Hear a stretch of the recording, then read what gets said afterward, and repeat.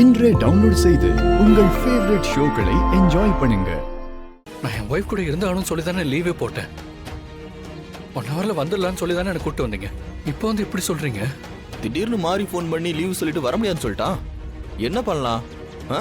கஸ்டமர்ஸ்க்குலாம் phone பண்ணி எங்க delivery boy அவர் wife match விளையாடுறத பார்க்க போயிட்டாரு, இன்னைக்கு சிலிண்டர் வராதுன்னு சொல்லிட்டுமா?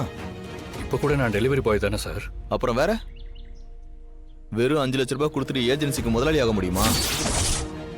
அடிக்கடி நீங்க தானே சொல்லுவீங்க, முழு பணத்தை கொடுக்குற வரைக்கும் நான் டெலிவரி பாய்க்கு மேல எனக்கு கீழன்னு.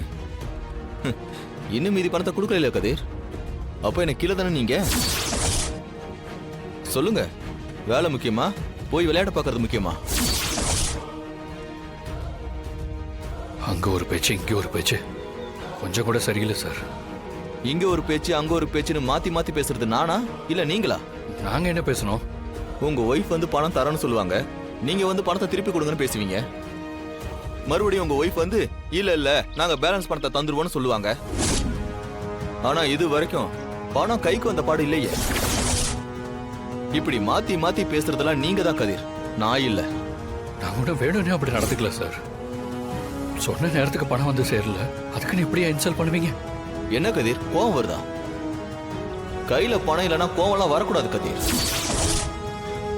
இங்க பாருங்க, நான் இப்பவும் சொல்றேன், உங்களால எனக்கு எந்த பிரயோஜனமும் இல்லை. ஏன், உங்க ஒய்ஃபுக்கு கூட தான் பிரயோஜனம் கிடையாது. வயசுல பணம் சம்பாதிக்காதவனுக்கு எந்த ஒரு மரியாதையும் கிடையாது கதிர். அந்த மரியாதை உங்களால உங்க மனைவிக்கும் கிடைக்காது, உங்க மாமனார் குடும்பத்துக்கும் கிடைக்காது.